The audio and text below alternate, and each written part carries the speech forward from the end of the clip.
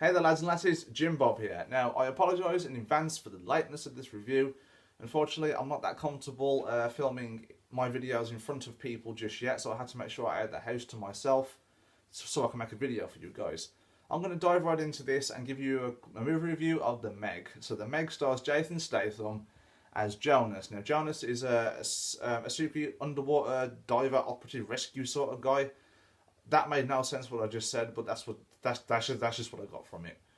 And he's up against a Megalodon. A Megalodon is a prehistoric shark, the largest shark ever recorded in history, known to be extinct. And for some reason, there's one alive, and it's Statham versus shark.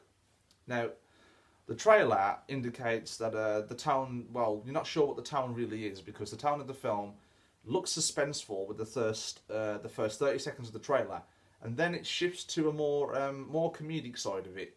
So I was confused with what the tone of the whole film was, and pretty much the second half of the trailer is what you get in this film, sort of dumb action, and it doesn't follow what I thought it would, and go to the suspenseful thriller side, such as like Jaws or The Shallows. It follows the more aspect of probably Sharknado, just nowhere near as bad. And that was a little bit disappointing but the thing is with the film, it may be disappointing, but the thing is with the film, it knows what it is and it doesn't try and be anything more. The trailer was just a little bit misleading, but the film itself is actually good fun. Incredibly dumb action, like in a comparison to Rampage. Rampage is a really over the top film, and it's not to be taken seriously either, and the trailer was a bit misleading with that as well. There was actually quite a few dumb comedic moments in Rampage as well as this film, and pretty much Jason Statham once again plays the same sort of character. Now we've seen this so many times with him, particularly even when he's playing a different sort of character.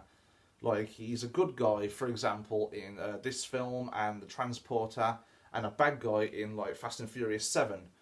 Now, for some reason you'd think that playing a good guy and a bad guy, like the way you are on screen, would be a bit different, but it doesn't appear that different. He's still the same sort of character, and he's just a guy who you know not to mess with. That's Jason Statham. Not necessarily a bad thing. Would be nice to see a little bit of a shift in how he does things, but I just can't see it happening really. Like Jason Statham's always been this badass, whether he's a good guy or a bad guy, and he's even funny whether he's a good guy or a bad guy. And much like Rampage, like Dwayne Johnson in that film just won't die for some reason. Like he has a huge gorilla coming at him, a huge crocodile, a huge wolf, and the guy just won't die. Like no matter what happens, he seems indestructible. That is Jason Statham in this film.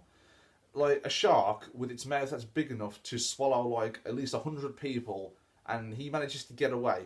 Like it doesn't make much sense, but it's dumb action, it's dumb fun, and that's what I really liked about it. It doesn't try and be anything more than that. Now, other than Statham, the characters aren't that interesting. Like you have some billionaire guy who's funding the mission to not to find the Megalodon. It was to find something. I'm not going to give away any spoilers. And he's your typical character, like just a rich guy, and he wants things done his way. Stubborn, doesn't really care about the consequences. And then you have like the more comedic, comic relief character who's always freaking out whenever the shark comes nearby, screaming. And then you have the badass who's Jason Statham, and then the slight love interest. I'm not even sure if she is a love interest. They don't really They link a couple of times and they exchange a few flirty words here and there, but it's not really a love interest. But there's very, very cliche characters in this film, and the whole premise of the whole thing was just a bit dumb, but dumb fun. Knows what it is, not to be taken seriously. So I'm going to wrap this whole thing up and give it a 6.5 out of 10 from Jim Bob Talks Movies. Thank you very much, guys. If you like this, like and subscribe, and I will see you next time. Bye-bye.